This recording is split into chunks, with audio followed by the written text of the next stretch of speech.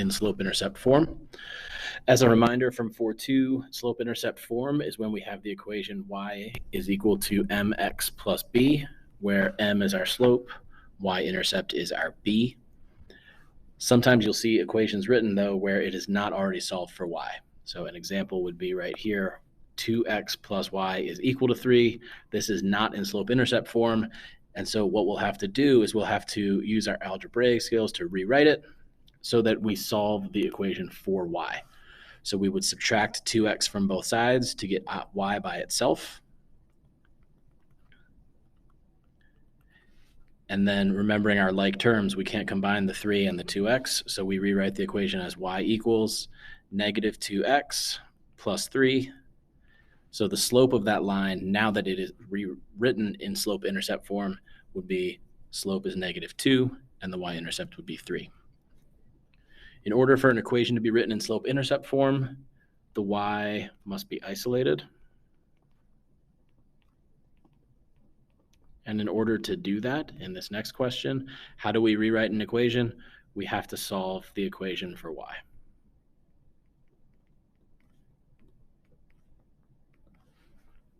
Which is what we're going to practice together here in the next couple of examples. We'll be rewriting the equations first, and then we'll find the slope and the y-intercept, and use that to graph. So before we write it in slope-intercept form, we can't use these numbers, the 6, the 3, and the 9. We can't really use those at all in graphing. We need to rewrite this in slope-intercept form first. So to do that, we're going to solve for y. So we're going to get the y term by itself first. 3y is equal to negative 6x plus 9. And then we're going to solve for y by dividing everything on the equation by 3. So y is equal to negative 2x plus 3. Our slope is the negative 2, that coefficient in front of the variable, that's our slope. And our y-intercept is positive 3, or the other way to write that as a point would be the point 0, 3.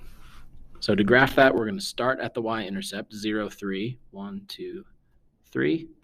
We put a point there, and then we use our slope, the rise over the run. Remember, negative 2, a whole number, is always over 1. So we'd go down 2 over 1 since it's negative, down 2 over 1, or you could go up 2 and over 1 the other direction. And then we would connect those with our straight edge or ruler, and that would be our line for that equation. Go ahead and hit pause so that you can get that written down, and then we'll move on to the next one. All right, in this one we need to be careful because we're going to have the subtraction problem. That's going to be left over. After we subtract x from both sides to get rid of the x term, we're going to be left with negative y equals negative x minus 5. So we want to multiply everything by negative 1. So we get positive y is equal to positive x plus 5. Our slope, when there is not a number here, remember that there's a 1. So that's slope is 1 over 1.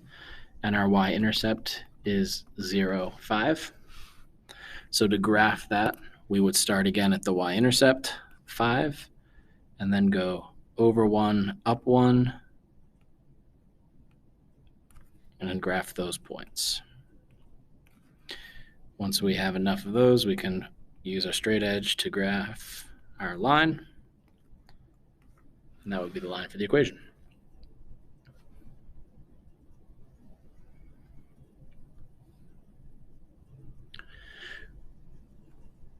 All right, our last example is going to be going from a graph.